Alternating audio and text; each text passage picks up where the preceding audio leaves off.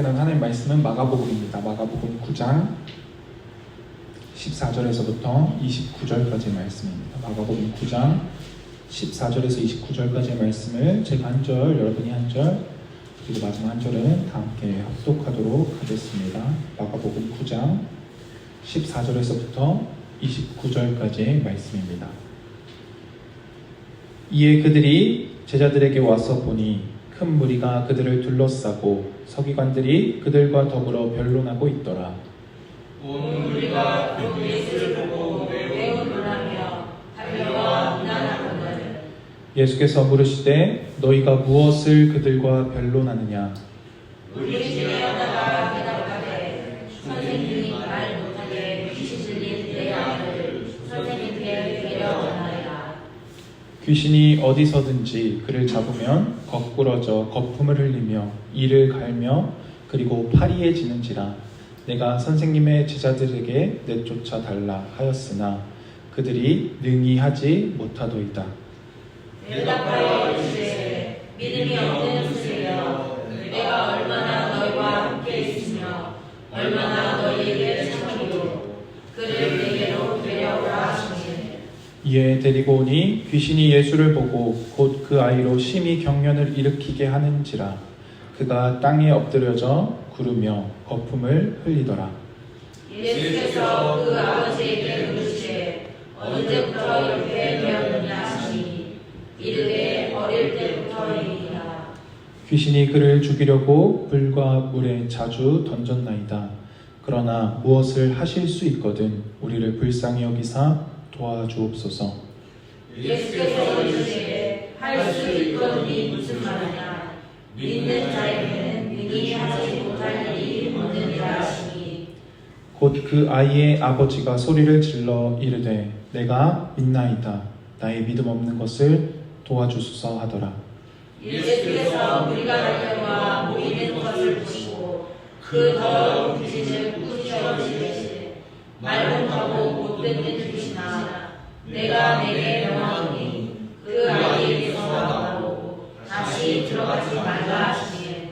귀신이 소리 지르며 아이로 심히 경련을 일으키게 하고 나가니 그 아이가 죽은 것 같이 되어 많은 사람이 말하기를 죽었다 하나. 예수께서 그 손을 잡아 입히시니 이에 일어서라. 집에 들어가심에 제자들이 조용히 묻자오되 우리는 어찌하여 능히 그 귀신을 쫓아내지 못하였나이까? 이르시되 기도 외에 다른 것으로는 이런 종류가 나갈 수 없느니라 하시니라. 아멘. 기도드리겠습니다. 하나님, 우리 계속해서 은혜를 나누고 있는 마가복음의 말씀을 가지고 함께 은혜를 나눕니다. 오늘 주님께서 한 아이에게 들렸던 귀신을 쫓아내시는 이 사건을 통하여서 우리의 믿음을 점검하고 우리의 믿음이 어디에 있는지, 우리는 주님을 어떻게 믿고 있는지 돌아보기를 원합니다. 주님을 믿는 자 되게 하여 주시옵소서. 그러나 그 믿는다는 것이 다른 일을 판단하거나 정죄하는 데 사용되지 않을 수 있도록 장성한 자, 성장한 자 되어 우리의 믿음이 오직 주님께 있게 하시고 주님을 제한하지 않고 주님의 일하심에 감사하며 순종할 수 있는 우리 모두가 되게 하여 주시옵소서. 전하는 이나 듣는 이 모두가 주님의 말씀에 귀 기울여 순종의 삶으로 나아가길 원하며 예수님의 이름으로 기도드렸습니다. 아멘. 우리 지난 주일에 변화산에서 변화되신 예수님에 대해서 나누었습니다. 변화산에서 변화되신 예수님. 예수님의 그 변화되신 모습이 빛나는 빛이 났기 때문에 제자들은 그 빛나는 예수님을 보고 두려워했고, 베드로는 그곳에서 예수님을 위해 엘리야를 위해 또 모세를 위해 장막을 하나씩 짓기를 원했습니다. 그러나 베드로는 자신이 무슨 말을 하는지도 몰랐고 그저 그 하나님의 충만하신 임재 안에서 하나님의 나라가 권능으로 임하는 그 순간에 베드로는 만족하고 있었고 그곳에 머물기를 원했습니다. 그러나 하나님은 그 나라를 보여주셨지만 그 나라로 베드로를 바로 데려가지 않으셨습니다. 베드로에게는 이 땅 위의 삶이 남아 있었다. 우리 이렇게 나누었습니다. 베드로의 남아있는 삶은 아름다운 삶만 있지 않았습니다. 베드로는 이 산에서 내려와서 우리가 잘 알고 있는 대로 베드로는 예수님을 저주하며 부인하기까지 이릅니다. 하나님은 이런 일들을 통해서, 연약한 우리의 모습을 통해서, 또 우리가 믿음 없는 모습을 드러내는 것을 통해서 우리의 믿음을 점검하게 하시고 더 믿음의 자리로 나아올 수 있도록 기회를 주시고 우리로 하여금 맡겨진 삶을 허락하셨다는 것입니다. 베드로와 야고보와 요한 그리고 예수님, 이렇게 넷이 다시 산에서 내려오셔서 오늘 본문이 이어지는 것입니다. 14절에 이에 그들이 제자들에게 와서 보니, 예수님과 야고보와 요한 그리고 베드로가 제자들에게 돌아왔습니다. 나머지 다른 제자들에게 돌아와서 보니 큰 무리가 그들을 둘러싸고 서기관들이 그들과 더불어 변론하고 있더라. 예수님의 제자들이 서기관들과 변론하고 있습니다. 오늘 본문을 통해서 유추해 본다면 이들이 변론한 내용은 어떻게 하면 귀신을 쫓아낼 것인가에 대한 것이었을 것입니다. 당시에는 귀신을 쫓아내는 방법에 대한 여러 서적들도 있었고 솔로몬이 쓴 것으로 추정되는 어떤 서적도 있어서 귀신을 쫓아내는 방법론에 대해서 이들이 아마 논쟁하고 있었을 것입니다. 이렇게 해야 된다, 저렇게 해야 된다. 왜 논쟁했느냐? 왜냐하면 제자들이 능히 쫓아내지 못했기 때문입니다. 예수님께서 이들에게 오셔서 물으십니다. 16절에 예수께서 물으시되 너희가 무엇을 그들과 변론하느냐? 17절입니다. 무리 중에 하나가 대답하되 선생님, 말 못하게 하는 귀신 들린 내 아들을 선생님께 데려왔나이다. 무리 중에서 한 사람이 일어나서 예수님의 물음에 대답합니다. 너희가 무엇을 변론하고 있느냐라는 질문에 무리 중에 있던 이 아이의 아버지가 일어나서는 선생님께 귀신 들린 내 아들을 데려왔습니다 라고 이야기합니다. 이 귀신 들린 아이의 상태는 이러했습니다. 18절입니다. 귀신이 어디서든지 그를 잡으면 거꾸러져 거품을 흘리며 이를 갈며 그리고 파리해지는지라. 파리해진다는 건 시들다는 단어입니다. 내가 선생님의 제자들에게 내쫓아 달라 하였으나 그들이 능히 하지 못하더이다. 예수님의 제자들에게 나아가서 이 귀신을 내어 쫓아줄 것을 요청했습니다. 그러나 제자들은 능히 하지 못했습니다. 이 아버지는 아마도 예수님에 대한 소문을 많이 들었을 것입니다. 그리고서는 예수님에게로 나아가서 자신의 아들이 귀신을 쫓아내고 이제는 자유한 삶으로, 건강한 삶으로 살기를 바랐을 것입니다. 그러나 그가 예수님을 찾아왔을 때 예수님이 함께 계시지 않았습니다. 예수님은 변화산에 올라 계셨기 때문에 이 아이의 아버지는 아이를 제자들을 통해서 귀신을 쫓아내 줄 것을 요청했습니다. 그러나 제자들이 능히 하지 못했다라고 말하고 있습니다. 문제는 예수님께서 우리 지난 6장 7절에서 살펴보았듯이 예수님께서 제자들을 파송하면서 전도하도록 파송하시면서 이런 권능을 주셨습니다. 더러운 귀신을 제어하는 권능을 주셨습니다. 더러운 귀신을 제어하는 권능, 귀신을 쫓아낼 권능을 이미 주셨다는 것입니다. 제자들에게. 제자들은 당시에 쫓아내기도 했습니다. 그래서 예수님께 돌아와서는 전도 보고를 합니다. 이런 일들이 있었습니다 라고. 그런데 오늘 본문에 와서는 제자들이 능히 쫓아내지 못하고 있습니다. 제자들은 당황했을 것이고, 그래서 그곳에 있던 또 다른 서기관들과 어떠한 방법으로 이 귀신을 쫓아내야 하는지에 대해서 변론하고 있었을 것입니다. 그때 예수님과 예수님의 3명의 제자가 이르는 것입니다. 그러자 예수님은 이렇게 대답하십니다. 19절입니다. 대답하여 이르시되 믿음이 없는 세대여, 내가 얼마나 너희와 함께 있으며 얼마나 너희에게 참으리요. 믿음이 없는 세대여라고 말씀하십니다. 제자들을 향해서만 믿음이 없는 자들아라고 말씀하지 않으셨고 무리를 향해서만 믿음이 없는 자들이라고 말씀하지도 않으셨습니다. 이 세대를 통틀어서 예수님께서 말씀하시기를 믿음이 없는 세대여라고 말씀하십니다. 믿음이 없는 세대여. 이 세대에는 무리뿐만이 아니라 제자들도 포함되어져 있습니다. 그렇다면 우리는 믿는 자입니까? 믿는 세대에 속해 있습니까? 아니면 믿는다고 말하지만 여전히 의심하는 믿음이 없는 세대에 속해 있습니까? 마태복음에서는 예수님께서는 겨자씨 하나일 만한 믿음만 있어도 능히 이를 이룰 수 있다라고 말씀하셨습니다. 겨자씨 하나요. 보셨죠? 겨자씨 요만할 거예요. 잡으면. 멀리서는 아마 제 손이 붙은 것처럼 보일 수도 있습니다. 그만큼의 믿음만 있으면 가능하다라는 것입니다. 그러면 이 겨자씨만한 믿음이 없다는 건 믿음이 없다라는 말과 별반 다르지 않습니다. 예수님은 이들을 책망하시면서 이렇게 말씀하십니다. 얼마나 너희와 함께 있으며 얼마나 너희에게 참으리요.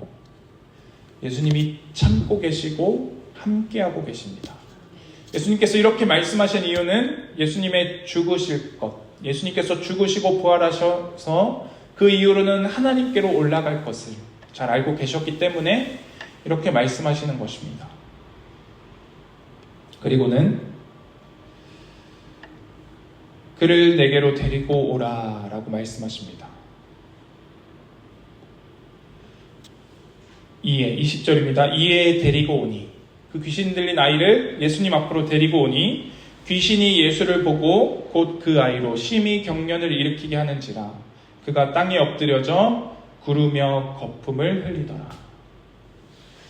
예수님께 나와왔을 뿐인데 귀신은 최후의 발악을 합니다. 이 아이로 하여금 거품을 흘리게 하고 구르게 하며 고통스럽게 합니다. 그러자 예수님께서 이 아이의 아버지에게 물으십니다. 언제부터 이렇게 되었느냐? 언제부터 이렇게 되었느냐라는 물음에 그의 아버지가 이렇게 대답합니다. 이르되 어릴 때부터니이다. 귀신이 그를 죽이려고 불과 물에 자주 던졌나이다.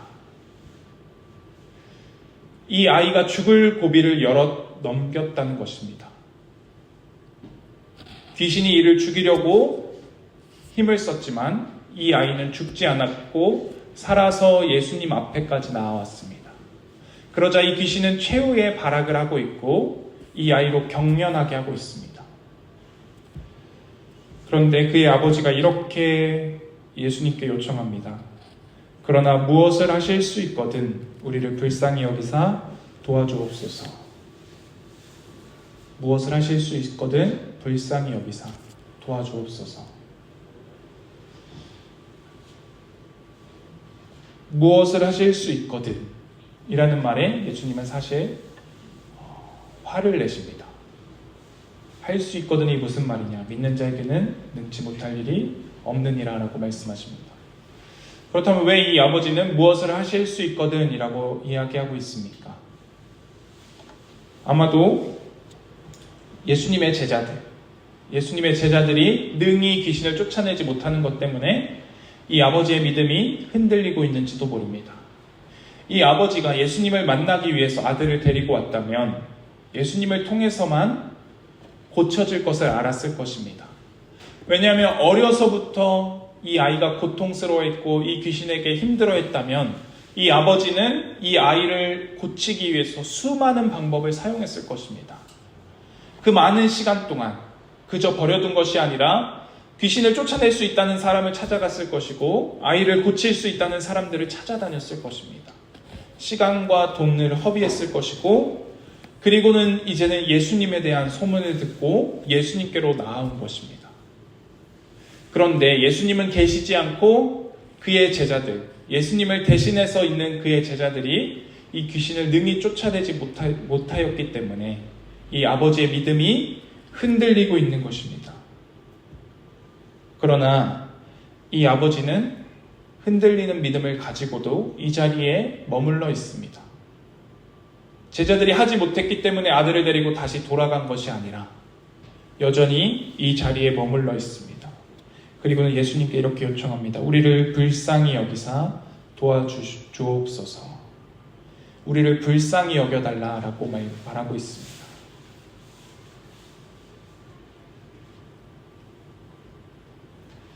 이가 믿음 없이 무엇을 하실 수 있거든 이라고 말했기 때문에 예수님은 이렇게 말씀하십니다. 예수께서 이르시되 할 수 있거든이 무슨 말이냐? 믿는 자에게는 능히 하지 못할 일이 없느니라.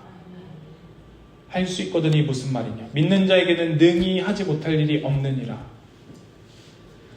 우리는 이 말씀을 말씀 그대로 믿어야 합니다. 믿는 자에게는 능히 하지 못할 일이 정녕 없습니다. 우리는 하나님을 제한해서는 안 됩니다.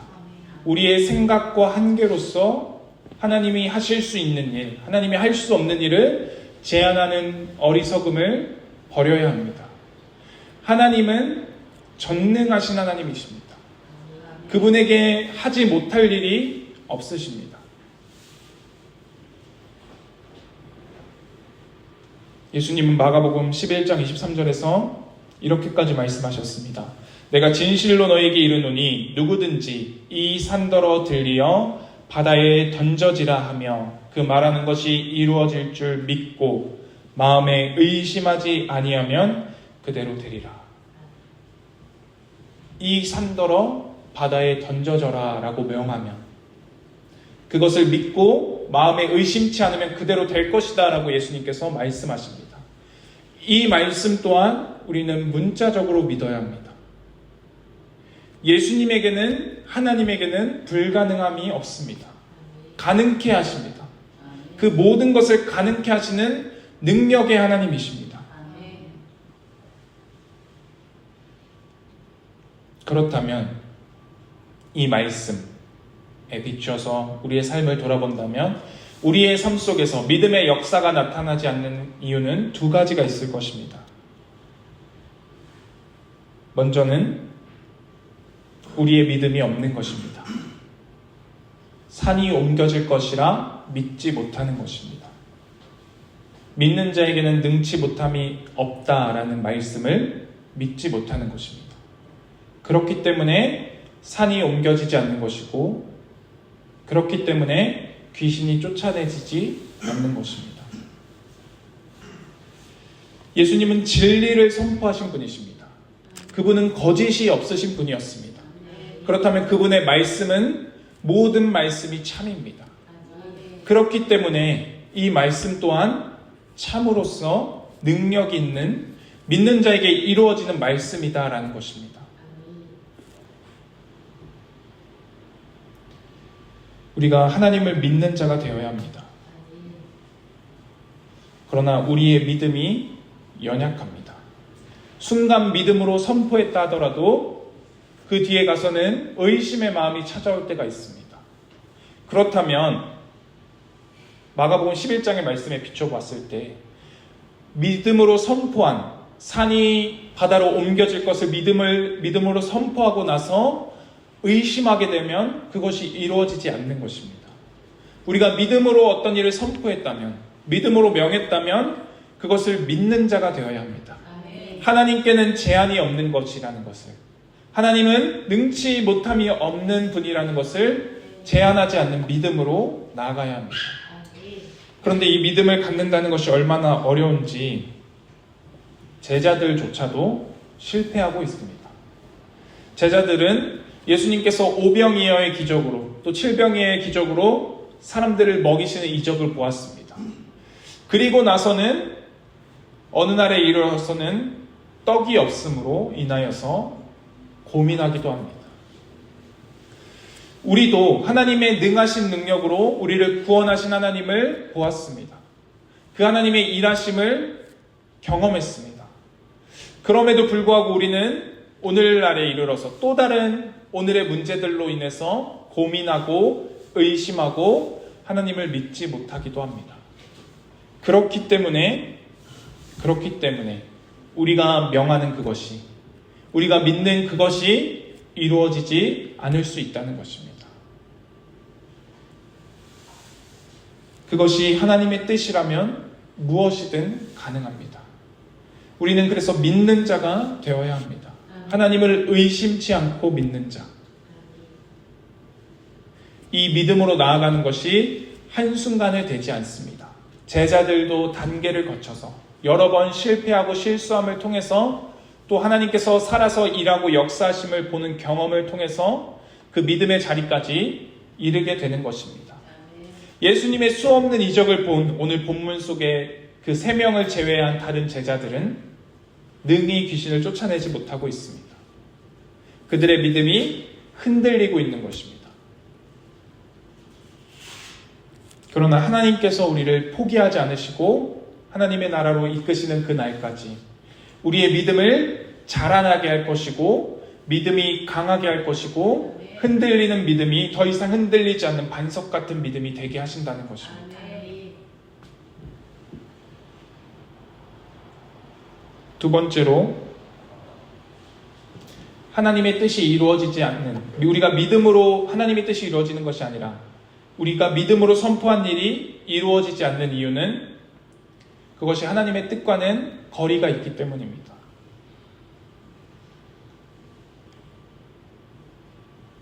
믿음을 가지면 이루어진다 라고만 선포한다면 어떤 일이 잘 풀리지 않으면 어떤 고난이 닥쳐온다면 우리는 그것이 믿음이 없기 때문이다 라고 쉽게 판단하고 정죄할 수 있습니다. 그러나 바울의 삶을 통해서 본다면 바울이야말로 믿음의 사람이었고 바울이야말로 예수님의 현현을 목격한 자였습니다. 그의 삶이 그 뒤로는 예수님을 박해하는 삶에서 이제는 예수 그리스도를 전하는 삶으로 바뀐 자였습니다. 수많은 이적을 행했고 수많은 기적들도 행했습니다. 그러나 그가 하나님께 간절히 구한 것이 있었습니다. 자신에게 있는 가시, 사단의 가시를 없애주시기를 구했습니다. 그것도 3번이나 간절히 구했습니다. 그러나 바울에게는 하나님께서 그것을 없애지 않으셨다는 것입니다. 이 가시가 무엇이냐에 대해서 여러 추측이 있지만 최악의 경우에는 바울이 간질했을 것이다 라고 추측합니다. 간질 생각해보면 오늘 이 본문의 아이가 가지고 있는 병과 귀신 들림의 반응과 크게 다르지 않습니다. 쓰러졌을 것이고 경련하며 거품을 물었을 것입니다. 바울이 수많은 이들을 고쳤던 바울이 예수님의 말씀을 전했던 바울이 간질했다라면 이 간질을 없애면 얼마나 더 큰 일을 할 수 있겠느냐라고 우리는 생각합니다. 사역에 걸림이 되지 않을 것이다 라고 생각합니다. 간질하면 덕이 되지 않을 것이라고 우리는 생각합니다. 그러나 하나님은 바울에게 말씀하시기를 내 은혜가 너에게 족하다 라고 말씀하십니다. 고린도서 12장 9절에서 10절에 이렇게 기록되어져 있습니다. 나에게 이르시기를 내 은혜가 내게 족하다. 이는 내 능력이 약한 데서 온전하여 짐이라 하신지라. 그러므로 도리어 크게 기뻐함으로 나의 여러 약한 것들에 대하여 자랑하리니 이는 그리스도의 능력이 내게 머물게 하려 함이라. 그러므로 내가 그리스도를 위하여 약한 것들과 능력과 궁핍과 박해와 곤고를 기뻐하노니 이는 내가 약한 그때에 강함이라 라고 바울은 고백합니다. 바울은 믿었지만 바울은 하나님의 강하심을 하나님의 전능하심을 제한하지 않았지만 믿음이 있었지만 바울이 명한 것이 이루어지지 않았습니다. 바울은 믿어 의심치 않았지만 하나님께서는 내가 너에게 베푼 은혜가 족하다라고 말씀하십니다. 우리의 삶 속에서 분명히 하나님은 우리의 병을 고치실 수 있고 하나님은 우리의 문제를 해결하실 수 있습니다. 그것이 하나님을 믿는 그 일에 도움이 된다면 그것이 하나님의 뜻이라면 능히 하나님은 이루실 수 있습니다. 그래서 우리는 때로는 믿음으로 고백해야 하고 믿음으로 선포해야 합니다. 믿어 의심치 않아야 합니다. 그러나 믿어 의심치 않았음에도 불구하고 하나님의 전능하심을 믿음에도 불구하고 그것이 이루어지지 않을 수 있다는 것입니다. 그렇다면 그것은 하나님의 은혜가 우리에게 족하다라는 하나님의 말씀으로 받아들여야 하는 것입니다.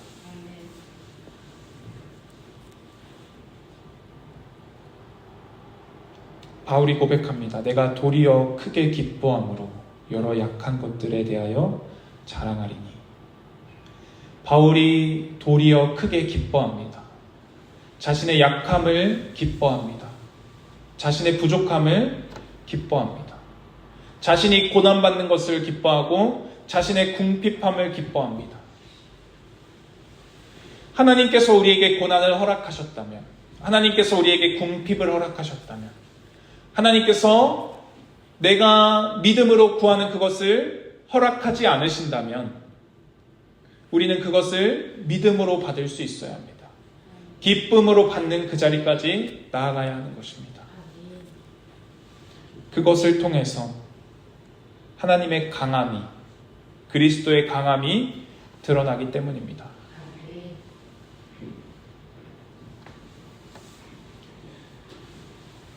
하나님은 전능하신 하나님이십니다. 그러나 그 전능하심을 하나님께서는 뽐내는 데 사용하지 않으십니다. 하나님은 그 전능하심을 사랑을 이루시는 데 사용하십니다.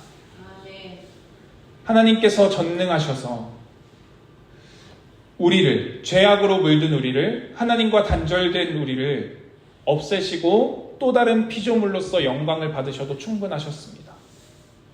그러나 하나님은 우리를 사랑하시기로 선택하셨고 이 땅 위에 그리스도를 죽음 가운데 내어주기 위해 보내셨습니다. 하나님과 동일하신 그리스도, 삼위일체 하나님이신 그리스도께서도 그 하나님의 말씀에 순종하기 위해 그분의 능력을 낮은 곳에서 섬기기 위해서 사용하셨다는 것입니다.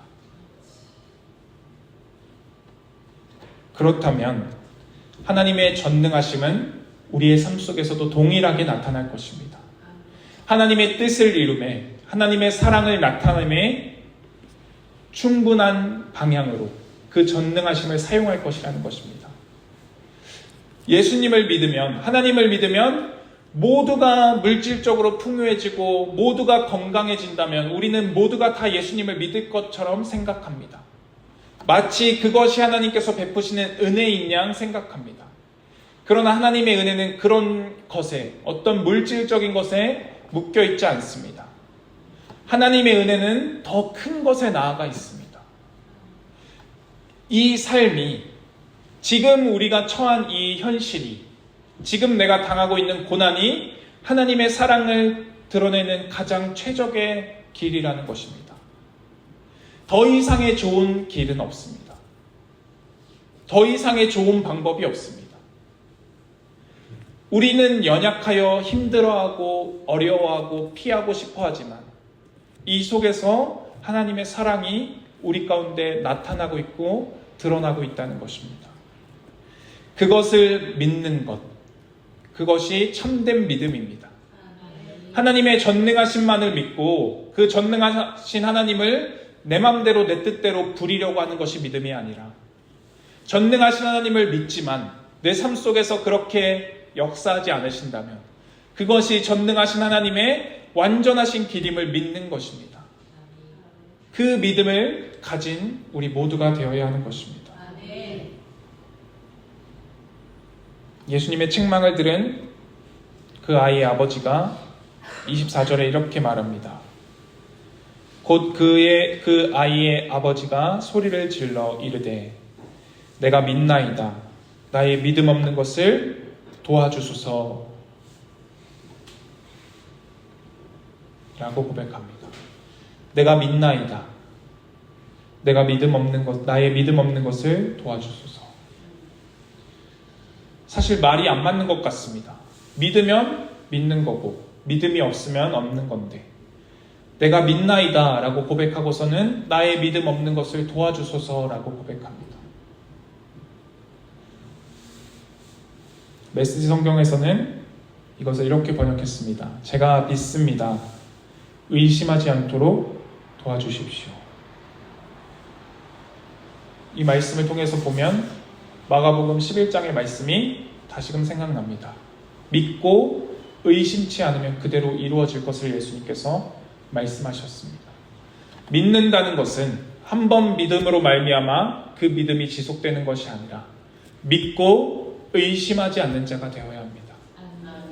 의심하지 않는 자가 되기 위해서는 하나님의 도우심, 예수님의 은혜를, 예수님의 긍휼을, 믿음을 도우시는 그분의 은혜를 구해야 하는 것입니다. 예수님이 우리에게 믿음의 길을 열어주기 위해 오셨습니다. 그분께서 행하신 일들, 그분께서 이루신 사역, 그것을 믿는 자가 된다면, 그것을 이제는 의심하지 않는 자가 된다면 우리가 구원에 이르는 그 길을 예수님께서 은혜로 주셨다는 것입니다.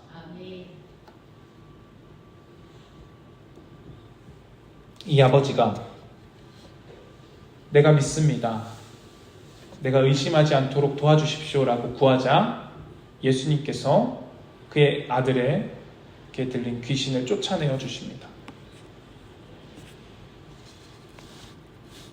25절입니다. 예수께서 무리가 달려와 모이는 것을 보시고 그 더러운 귀신을 꾸짖어 이르시되 말 못하고 못 듣는 귀신아, 내가 내게 명하노니 그 아이에게서 나오고 다시 들어가지 말라 하시매, 귀신이 소리 지르며 아이로 심히 경련을 일으키게 하고 나가니 그 아이가 죽은 것 같이 되어 많은 사람이 말하기를 죽었다 하나, 예수께서 그 손을 잡아 일으키시니 이에 일어서니라.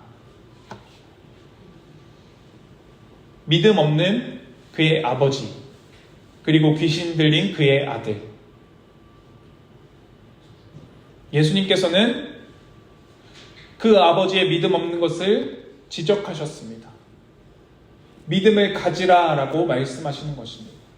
믿는 자가 되라 라고 말씀하시는 것입니다. 믿는 자가 된 이후에 그 아들의 귀신을 쫓아내어 주십니다. 믿기로 선택한 그에게 귀신을 쫓아내어 주십니다. 귀신을 쫓아내어 주시고 이적을 행하신 다음에 믿게 하실 수도 있었습니다. 그러나 예수님은 우리의 믿음을 요구하고 계십니다.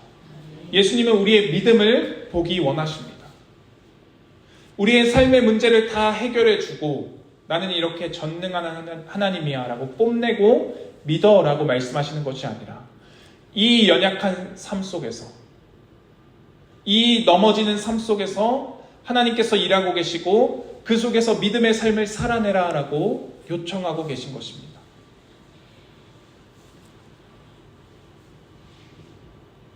이 아이가 죽은 것 같이 되었다라고 성경은 기록하고 있습니다. 예수님께서 한 소녀를 살리실 때 사람들이 죽었다라고 말할 때 죽은 것이 아니라 잔다라고 말씀하셨습니다. 근데 오늘 본문에서는 예수님께서 아무런 말씀도 하지 않으십니다. 이 아이가 죽었는지도 혹 모르겠습니다. 그러나 예수님에게 붙들려 일으켜진다면 살아나는 자가 될 수 있습니다. 우리의 죽은 것 같은 삶, 죽었다는 것은 소망이 없는 것입니다. 다시 소생케 될, 다시 살아날 소망이 없는 존재가 되는 것입니다. 죽은 것 같은 우리의 삶 속에도 하나님은 능력으로 일하실 수 있는 분이십니다. 그분을 제한하지 않는다면, 그분을 믿어 의심치 않는다면 그분의 전능하심이 우리의 삶 속에서 드러날 것입니다. 그 전능하심이 드러나는 삶은 때로는 귀신이 쫓아내어지는 삶이기도 하지만 때로는 나의 연약함으로 말미암아 기뻐하는 삶이 되는 것입니다.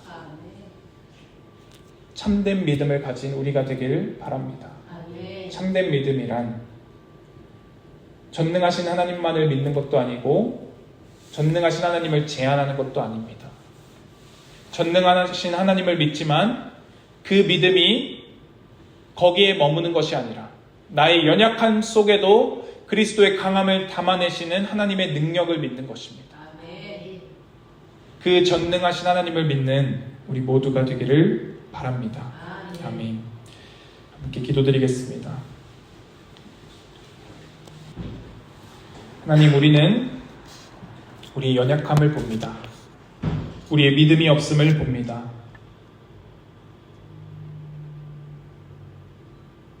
내가 믿나이다, 나의 믿음 없는 것을 도와주소서라고 고백했던 이 아이의 아버지처럼 주님, 우리가 믿는 자 되기를 원합니다.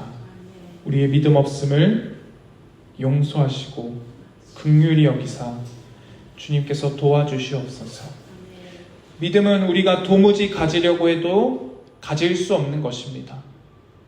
믿음은 도무지 우리가 만들어내려고 해도 만들 수 없는 것입니다.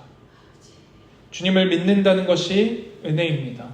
주님 앞에 나와 주님을 예배할 수 있음이 은혜입니다. 주님, 우리에게 베푸신 이 크신 은혜와 사랑이 있음에 감사드립니다. 주님, 우리의 믿음이 흔들리지 않도록 붙들어 주시옵소서. 그러나 혹 우리가 때로 흔들리고 넘어질지라도 다시금 예수님 앞에 나아오게 하시고 다시금 주님 앞에 엎드려 믿음을 구하는 자 되게 하여 주시옵소서.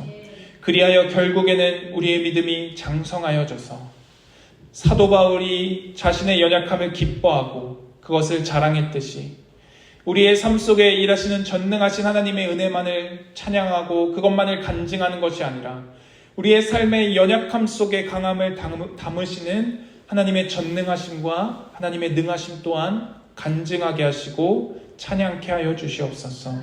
우리의 삶 속에 그렇게 전능하심으로 일하시는 우리 주 예수 그리스도의 이름으로 기도드렸습니다. 아멘.